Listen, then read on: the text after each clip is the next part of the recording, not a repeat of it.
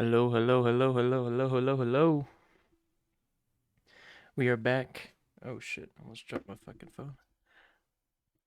We are back. It has been, what, 3 weeks? Something like that. It's been a minute. I'm trying to do it every 2 weeks. I'm trying to get better at this, but we are back with the Wizard Talk podcast. We are here. Um, and it's the first thing we're going to be talking about here is VCT. It's going to be the VCT Masters, actually, but this is VCT Challengers. This is the NA Finals between Optic and Guard. I don't think I've actually talked that much about Valorant recently, but yeah, now there's a big Masters tournament coming up, and it's actually going on right now. It just started. The first games are underway in Iceland right now, but I wanted to at least talk about the NA side of things. So pretty much not out of nowhere completely, but kind of a new team on the rise here. The Guard, actually, my team has actually been scrimming them quite a bit. Not for this match, but actually for the Guard's match against Cloud9 in Challengers, which was the match before this. We actually were their warm-up scrim before they played that match, so that was pretty fun to watch them right after they played us, and I was like spectating and stuff. But yeah. Or yeah, it was their lower bracket final. They lost to Optic 2. I'll just go through the whole bracket. So in NA here, it was Cloud9, Knights, Optic, Exit, V1 or version 1, Luminosity, the Guard, and Sentinels. Sentinels kind of looking like they fell off. In the early days of this game, they were literally unstoppable. Like you could not beat that team no matter what you want, no matter how you like, no matter what you did. They were just winning everything. They were winning challengers, they were winning masters, they were just unbeatable. They lose 0-2 to the Guard, which is fine, it's respectable considering how well they did in this tournament. But then they lose 1-2 to V1, who lost to both Luminosity and Cloud9.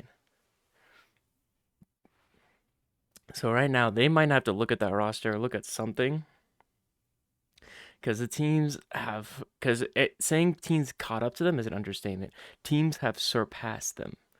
They are no longer this unstoppable force, anywhere close to this unstoppable force. Yes, they're still a top team, but they're not like number one team in the world status right now. That's not how they're playing. So yeah, this is more about the Guard and Optic, both the teams that ended up going to Masters. So I'll go through Optic's run first. Optic actually took down X at 2-1, then took down C9 2-1. C9, a team that was considered the best team in NA during most of just the NA Pro League stuff going on. And but Optic was able to 2-1 them. Then they actually 2-0'd the Guard in the upper bracket final. The Guard got there by 2-0ing Sentinels, like I said. They also 2-0'd Luminosity. But then they lost to Optic, dropped to face Cloud9, where they 3-0'd them. Really good games from them. And then they met Optic here in the grand finals to see who would get the bye from the group stage in Masters. And they ended up taking it in a really close series, 3-2. The maps were in. This is for the Guard. Guard lost first map 9-13. They won the second map 13-9, so it was just a back and forth first two maps. Then they dominated in the third map 13-2, lost the fourth 7-13, and then won out the series in a close 13-11 Haven map. Um, so really good performance of them to actually qualify to well, they both these teams already qualified to Masters just for the bye for the group stage and for the NA championship, NA Challenger Championship. So really good stuff by them. They are along G2 from EMEA, PaperX from APAC, and Loud from Brazil. And yeah, so group match is currently going underway. Optic, the team from NA that didn't get out of the group stage, they haven't played a match yet, but they're in a group with Team Liquid, Xerxia. I think that's how you say that. Where's Xerxia from? I actually don't even know. Oh, they're from APAC. Okay, they're from Thailand. Is that what that flag is? That's what it looks like. And Crew, obviously everyone knows Crew, the South American team that has been growing quite a bit, but they actually did lose their first match to TL 01. I think their games are probably going on right now, which is Optic for Xerxia. So we're gonna see how this group stage plays out soon here. Um, yeah, I'm excited to see what NA can do. I mean, there's definitely some good teams here. DRX, Fnatic, definitely can't just write them off. NIP is not bad either. But I don't know how good the Brazilian teams are really going to be, or the South American teams. So yeah. Anyways, that is pretty much what's been going on with VCT, and the Masters is going to be fun to watch, see what region's really strong now. Now that things are getting shaken up, that's what's exciting about a new game. Things are always getting shaken up. Like Sentinels was just the best team; no one could beat them. It just didn't matter. And now they are not even qualifying for the major tournaments anymore. 100 Thieves has super fallen off. We covered that last time with Nate Shot removing 2 of his players and stuff. But yeah. So a lot of stuff going on in Valorant. I'm gonna be watching the rest of Masters. I might actually cover it in the next podcast, which would be definitely after the end. Oh, that was a good kill. Definitely at the end of the whole event, just to talk about what happened. But yeah, I'm very involved in Valorant since I do have a tier 2 team, or Illusion does have a tier 2 team in Valorant, so we're pretty involved. So I'm excited to watch more of it. But yeah, I think that is about the news we've got for Valorant right now. Excited to see how it plays out. But next off, I did want to talk about my personal most important game. We've got some Overwatch 2 news, Overwatch news in general. Just some stuff going on here. Let me get this going. Okay, so first things first, I wanted to cover a little bit of drama that's been going on in the community. Not new drama, it's just kind of same old terrible shit going on. I mean, it's kind of like been a theming Overwatch and Smash Brothers. I don't know what's wrong with people, but as you can see, we're watching a contenders match right now, and I'm here to talk about a specific player in this match. It is a player on dark mode. He has also played for teams. Uh, I think most recently he played for Maryville, the best collegiate esports team, pretty much in every game.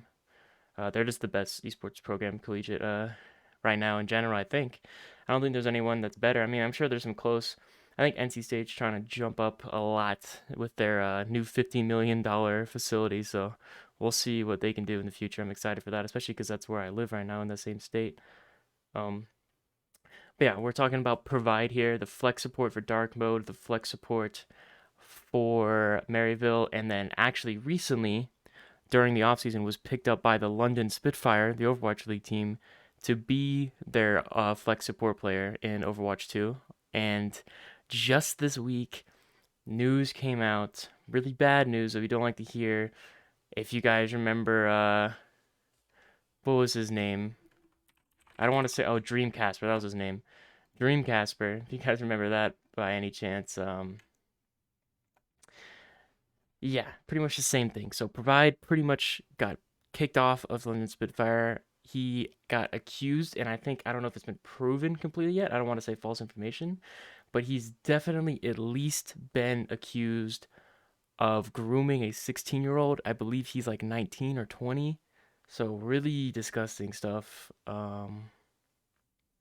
Not the first time we've seen it in esports, especially not Overwatch. I think we've seen it maybe 2 times already. It's the third time an OWL player has been accused or actually proven to be grooming underage girls. So it's just fucking weird. I don't understand how this keeps happening, but I will read you the statement from London Spitfire right now, which they made when they were announcing that they were dropping him from the team. This is what they said. They said, we were recently made aware of a code of conduct violation involving one of our contracted players, Owen, quotes, Provide Warner. We have mutually parted ways with Provide effective immediately following the results of an internal investigation. We are actively seeking out a replacement support player to complete our roster, and we will share an update on this process with our fans as soon as we can. Thank you for your patience as we looked into the matter and for holding us accountable. So, I think this is the right move. As much as it does hurt their team, obviously you can't have a player like that in your organization. It just doesn't work. Provide, it's unfortunate that his career pretty much just getting started. Spent a long time in contenders on a lot of different teams, and he finally got the OWL roster spot, and he did some dumb ass disgusting shit. So I mean, you can't really feel bad for him. I don't feel bad for him, but I do think it's really unfortunate. I think it's really unfortunate that he's wasted his talent and is just being that type of terrible person. I mean, he was a really good player, had a lot of promise, did really good on his contenders rosters, and just threw it all away. So yeah, unfortunate news. I hate to see that in any sports. I hate to see people doing that anywhere. It doesn't even have to be sports, just in general. I hate to see like gross underage stuff happening, just weird like pedophile activities. I'm very used to seeing it because even though Overwatch has had like three of those, Smash has had way more, and I'm very involved in both of those communities, and it's just annoying to keep seeing. I'm like, yo, what is wrong with people? I don't actually understand what's wrong with people. Like, it's really not that hard to talk to people your age. Like, there's no excuse. There's no excuse. There's no worldly excuse where you can make for talking to a 16-year-old and grooming a 16-year-old when you're like, if you're 18, I think it makes it a little more acceptable because there's a 2 year gap. I don't know what the actual law is. I thought it was a 2 year gap. If you're like 18 and 16, it's fine. But I think he was like 20, and it's like, bro, you shouldn't be talking to high schoolers like that, man. That's just fucking gross, dude. Like, just stop. He might have even been older. He might have been older than 20. I don't know how old he was. But either way, it's just this stuff needs to stop happening in the esports communities, man. It's just not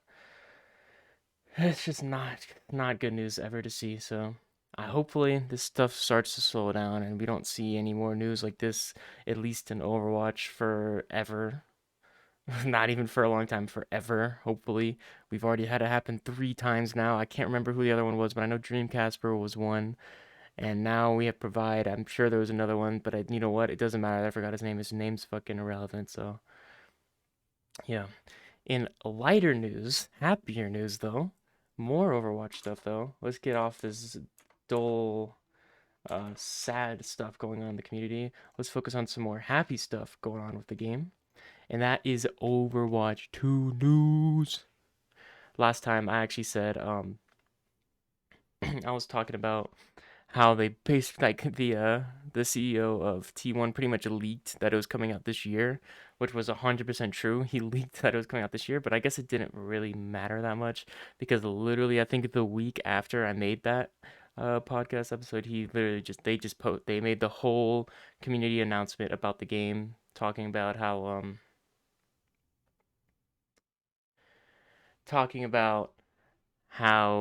the game is going to be coming out in beta and from today in 16 days today. So I'm super excited to play it. I'm 100%. I've already signed up like 6 accounts to try to get beta access. Hopefully one of them, I don't know if it was 6, it was like 5 maybe. To try to get beta access. I'm doing everything I can because I really badly want to play this game. This is the game I played competitively myself. I'm super excited for Overwatch League.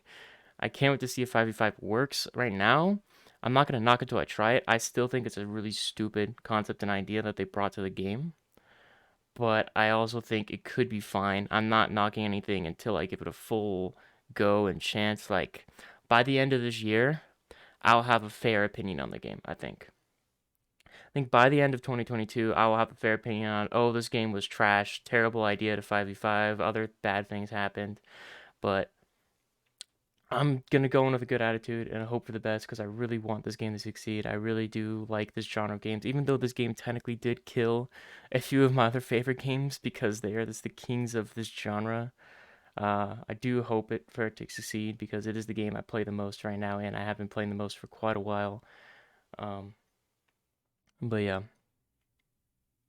So, actual news though, actual news of Overwatch 2. So, it is coming out on the 26th, not the actual game. It is just going to be a closed beta, which you have to sign up for. If you haven't already signed up for it and you want to play, go on their website. You just got to you just got to sign in and basically just click a button, and that will sign you up for the beta, and you'll try to get in. They were basically saying the people that are going to get into the beta are going to be chosen by hand. So, it's going to be based off like your rank, your level, role, like stuff like that. They want to hand pick players in the closed beta so that they have a good spread. Like they'll have like the bronze players, top 500 players, pro players, um, a lot of plat players, and just like they're just trying to get a big spread of players from the community so that they get a fully good like response on their beta. And I hope no one goes into the game and it's just like, oh, this game sucks, and just like gives up on it from the closed beta, because there's a reason why it's a beta. They're trying out stuff, they're seeing what works, what doesn't, and they're gonna fix it. They're not even releasing PvE with this. PvE, which was a big, absolutely massive talking point, um, for Overwatch 2, when all the devs have been talking about it forever, and we were actually left in the dark for such a long time, almost like a year or two, with no news pretty much until like recently, a week ago. Other than outside of the protesting at the OWL finals, we pretty much got nothing other than that. And now they've released a bunch of news. They released the beta date. The game is going to come out with push mode, like 3 or 4 new maps, I think. You can see like already Dorado here looks way different just because of the lighting. They just made it daytime, and it actually does do a lot for the map. It makes it feel new. Like, so stuff like that, doing small stuff, things like that to the map just makes the game feel new and fresh. The UI, obviously, the sound, the animation. I don't know if the animation's really changed. Doesn't really look like it too much. Yeah, it looks pretty much the same with the animations and stuff. Which is fine. I think that's the right way to go. You don't want to change animations and stuff. That's just doing extra, making the game look wonky, maybe. Yeah, other two things they did announce. They did announce that Doomfist is in a tank in Overwatch 2, which is going to be really interesting.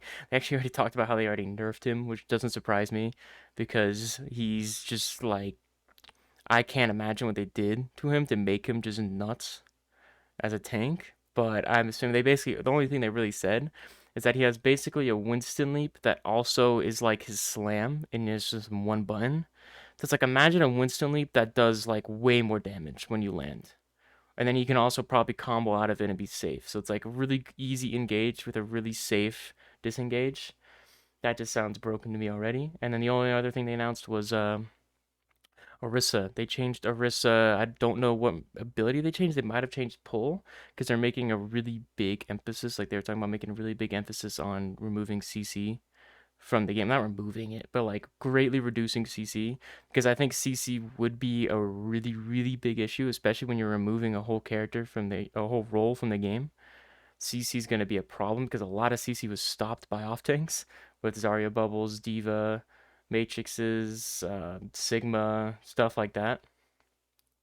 So I'm really interested to see how everything's gonna change. Oh, they changed the. I forgot to even say it. I think they changed Orisa's pull ball. I don't know what it would actually be called. The ball that pulls people in. Um, Change it to a spear.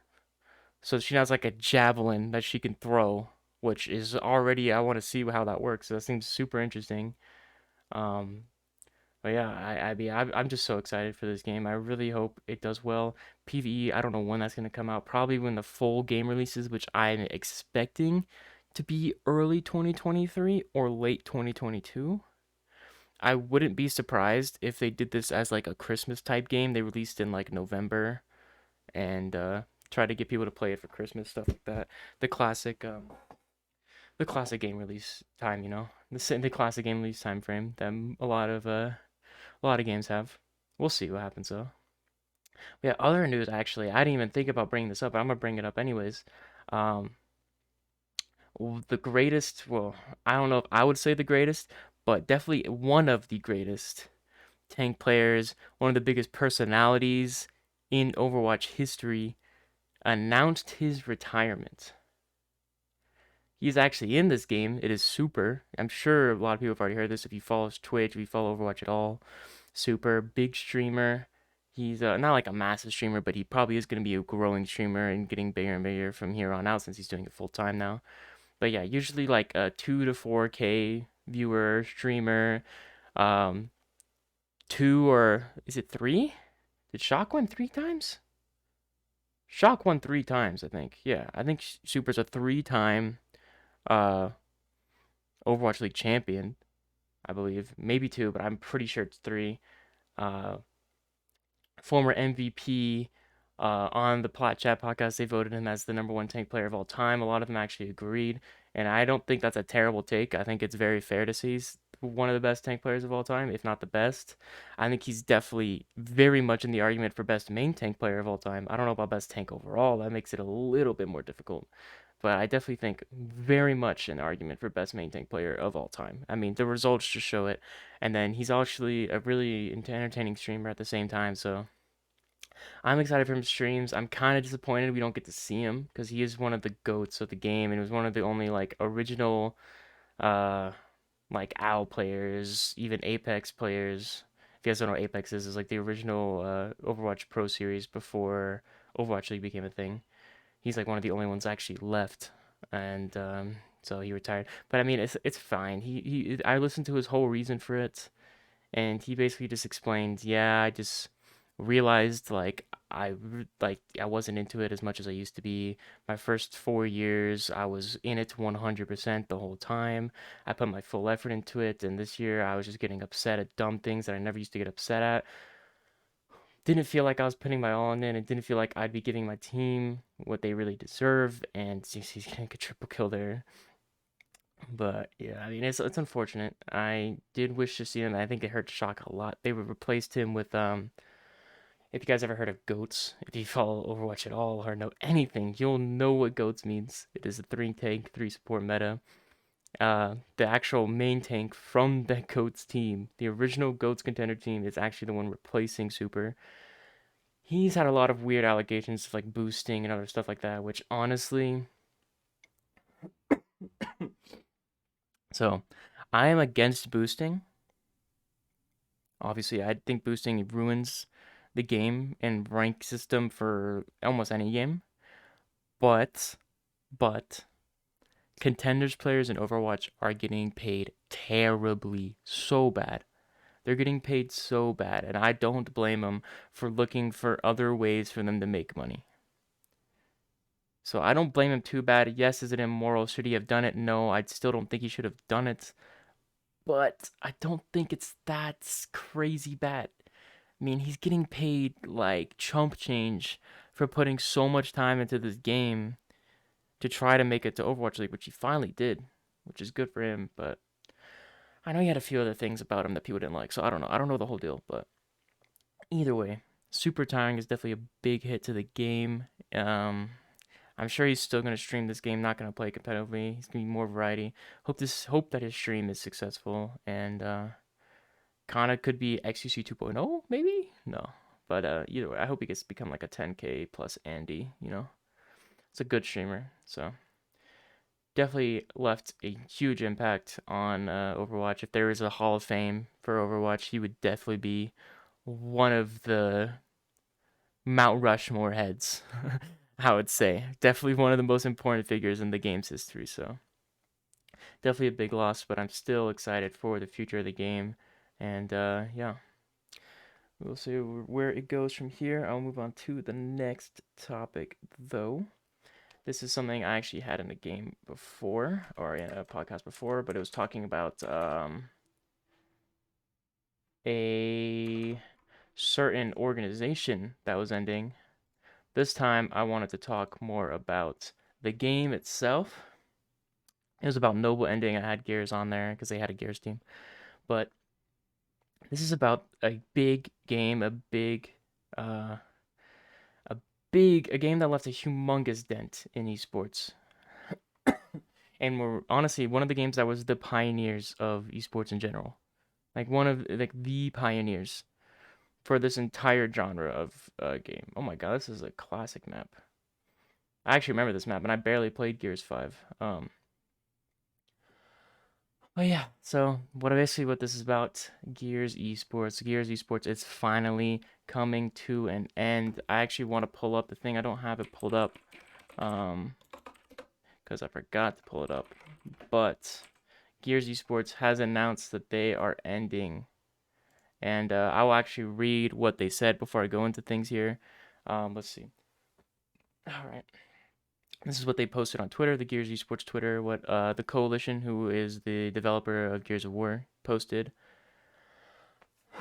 There's something stuck in my throat right now. Ugh. All right, I'm good. All right, so this is what they said. Program update. After 2.5 years of near constant Gears 5 action. Today, the Coalition is announcing this will be the final season of Gears Esports as we shift our focus to future projects. This marks the culmination of several years of Gears Esports competition across multiple titles, with thousands of players competing in hundreds of events across the world. While the global pandemic cut short our plans for live events, we're proud that through the support of our community and partners, we've been able to successfully continue the program throughout the last 2 years. As we announced last year, the Coalition is working hard on the future of Gears, but we won't be talking about that anytime soon. Make sure to stay connected with @GearsOfWar on Twitter for future announcements. In the meantime, we have lots going on this season with the spring and summer majors, female tournaments, and of course, more watch and win rewards. We'll also be using the coming weeks to celebrate Gears Esports and look back on some of the great moments we've had together over the years. Finally, we'd like to thank everyone in the community who has played, watched, cheered, worked, or supported Gears Esports. We've had fun, and we hope you have too. Fuck. Let me drink some water real quick and I'll go into this.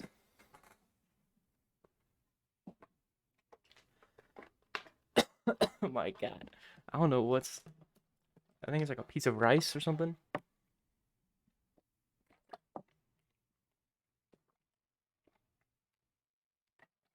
Okay. Hopefully that's better. But yeah. So basically what I got from this post, it seems like, because it wasn't just like, hey, this is the end of Gears 5 esports. They were talking about in general. They were like, oh, this is the culmination of several years across multiple titles. That shows to me that this could be the end of like the game esports support from the company in general, or maybe it's just until they make another game. I mean, from just this post, it seems like they're planning on coming back to it eventually because they were talking about that they're working hard on the next Gears, but it won't be for a long time. There's not going to be any news for it for a while. And this is definitely not great news, not happy news. I hate to see uh any esports die for any game, but it always has to happen. It won't last forever. The hype won't last forever. There's not new people buying this game. They don't have money to support the esports anymore. Like who's really going out and buying Gears 5 right now? No one. No one's buying that game. I do have that game and I do like Gears. I was actually quite a part of Gears and Gears 4. I actually played in the Gears Pro circuit for a little bit. I like super grinded that game. It was one of the first games I competed in esports for before I got into more hero shooter type stuff. And yeah, I played Gears 4 Pro Circuit for quite a bit of time. Didn't do that well, but I was there. I was there. I remember getting completely rolled by Splice. We had like one close game against them. But yeah, that's like some old, uh, but old memories. Oh yeah. I mean, this game has brought so much to esports as a whole. It's one of the goats alongside Halo of like one of the first ever esports. You look back at MLG, like really old stuff. I actually saw one 2008. It was an MLG major of Gears. It's like these is one of the first like major esports events in North America because I think Korea already had StarCraft and stuff going at the time. I can't completely confirm that, but I know this was like the beginning of North American esports, which was Halo and Gears of War. Those were the two main games that people were competing in, and this game has been around forever since then. The amount of history that this game has in esports from 2008 to 2022 is insane. So, definitely a big game that left a mark on this community as a whole, and sad to see it go. I'm sure its players are very sad to see it go. All of its ex-players that play other games. There's some players that actually have moved from Gears to other games, such as like Halo, and I don't know if any have moved to like Valorant and stuff, but I'm sure they've moved to a lot of different games. Probably even COD. But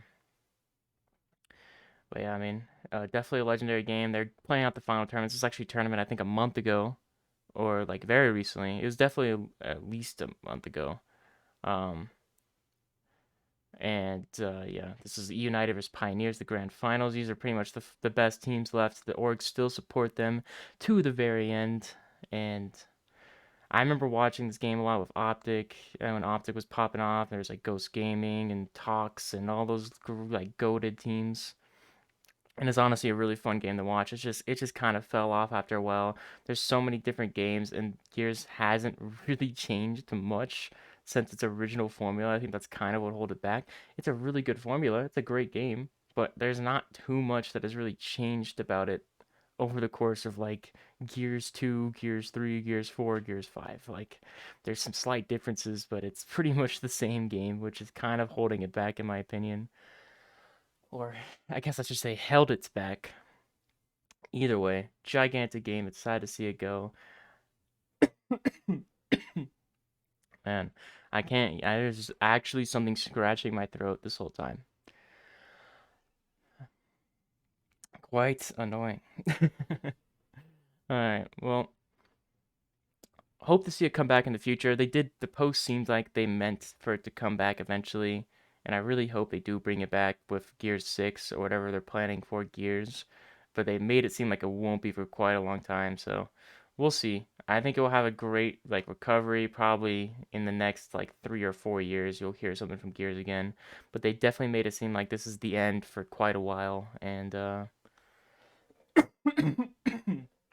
yeah. God, I'm sorry for coughing so much. I don't know what's going on, but yeah. Take another drink of water. My God. Shout out to these players though. Dice. I remember Dice. I remember Demise, Barani. Sorry for not recognizing other people, but I'm sure they're all goats of Gears. So, all right. Moving on to the final thing I want to talk about. As usual, it is League of Legends. Good old League of Legends. It is going to be first thing. Actually, I did want to talk about the LCS playoffs, but I cannot talk about League without talking about what T1 has done this season. T1 is playing on a different level than every other team on this planet. And that's not an understatement. They are insane. They are just the simple best team in the world right now. They are the team to beat at MSI. They are the team to beat at MSI. They won at LCK, one of the most, honestly, the most successful region in League history. They played in the LCK Spring. They went 18-0, not dropping a single map. I believe they dropped 7, not a single map, a single match. I think they lost 7 games total, but won all 18 of their matches because LCK, I think, is best of 3, if I'm not mistaken, for their normal games, unlike LCS, which is just best of 1. But yeah, no, definitely Faker's back to his goated ways. Best player of all time. Now he's on a team again that can really get him another championship. If he comes here and wins another championship this year, another world, I mean, this is definitely early talking. There's a lot that can change through a course of a year of league. Right now, they're definitely looking for the favorites of at least MSI, and I'm super excited to see MSI. And I'm actually going to talk about more of the NA teams in MSI, even though let's all be honest here. NA's not doing shit in MSI. Let's just get that out of the way. NA's not. No. It's just not. No. Compared to like T1, no. There's no way. There's just no chance. But T1 going 18-0 in the regular season, and then they made it to the LCK playoffs where they played the Freaks. I know this used to be called a Freak of Freaks, the Kwangdong Freaks, KDF. They 3-0'd them, and then they ran into Genji, who just beat Damwon 3-2, and they took down Genji 3-1. Yes, what's on the screen right now. Genji did manage to get a game out of them, which is honestly so hard. Honestly, so hard just to even get a game out of them. 3-1 T1 wins against them. And T1 is storming into MSI, and they are the kings, the team to beat. And I'm excited to see what anyone can do against this team, or if they just dominate. They could just straight up dominate the entire tournament, which no one would be surprised by. But right now, it's really just everyone's just waiting to see if they will lose, like against anybody. If there's a chance that they will lose, which I mean, to be honest, it's definitely looking unlikely, but I actually want to see mid-season invitational teams. I'm actually gonna go actually to switch to NA, but still, either way, insane stuff from T1 this season, and I'm super excited to see what like who can compete against them. It's always fun to have that one giant team that is the team to beat in the world, and to see which region or which team can actually pull it off. Yeah, I want to pull up some NA stuff, some less impressive stuff, as many people would say. The LCS playoffs. So LCS playoffs. It is. Well, I have the LCK pulled up. Hold up. Hold up. Hold up. Hold up. Hold up. LCS playoffs. Here we go. LCS playoffs actually going on as I speak. There's literally games being played right now. I think EG versus Fly is getting played right now as I'm recording this. And so far, actually, the winners of the regular season, which is not like officially winners, but the best record is or if you're a hockey fan, the President's Trophy went to Team Liquid, 14-4 record, the best record in the spring. And Team Liquid, Cloud9, 100 Thieves, Evil Geniuses, FlyQuest, and Golden Guardians all qualified for the playoffs. Unfortunately, Dignitas just missed out by one loss. CLG missed out. TSM, with their disaster team, actually managed to start winning somehow. Immortals also looked really bad. They all missed the playoffs. But as we move on to the spring playoffs right now, what we've got right now in the upper bracket, it was TL and C9. Oh, TL and EG, where TL took them 3-2, which is the one on screen right here. Really close series, but TL did come away with the win, 3-2. There was 100 Thieves for C9. C9, a team a lot of people expected to be really good. They looked really good in the regular season, and I mean, 100 Thieves, obviously you can't sleep on them. They're the reigning champs. They 3-0 C9, so dominate C9 in their series. To move on to face against TL in round 2. And then the losers bracket, where Golden Guardians was waiting, they got C9, where C9 3-0'd them. It's just they're just on a different level. And then right now, in the other loser side, it is EG versus Fly, which is currently 1-1 as I'm talking about it right now. I think EG will probably pull it off, but you can't sleep on Jose Dioto. Tuki, Tuki, Tuki. Cannot. Cannot. But I really think that TL is just gonna take it. If if 100 Thieves beats TL in round 2, I think they win the whole thing. But if 100 Thieves loses to TL, I think they're gonna lose to either C9 or EG. So that's my prediction. But either way, let's look at MSI real quick. Where is Midseason Invitational? Here it is. Midseason Invitational. Right now, the only teams in there, G2 from the LEC, who actually 3-0'd Rogue, which is they're back. G2 is alive. They're here.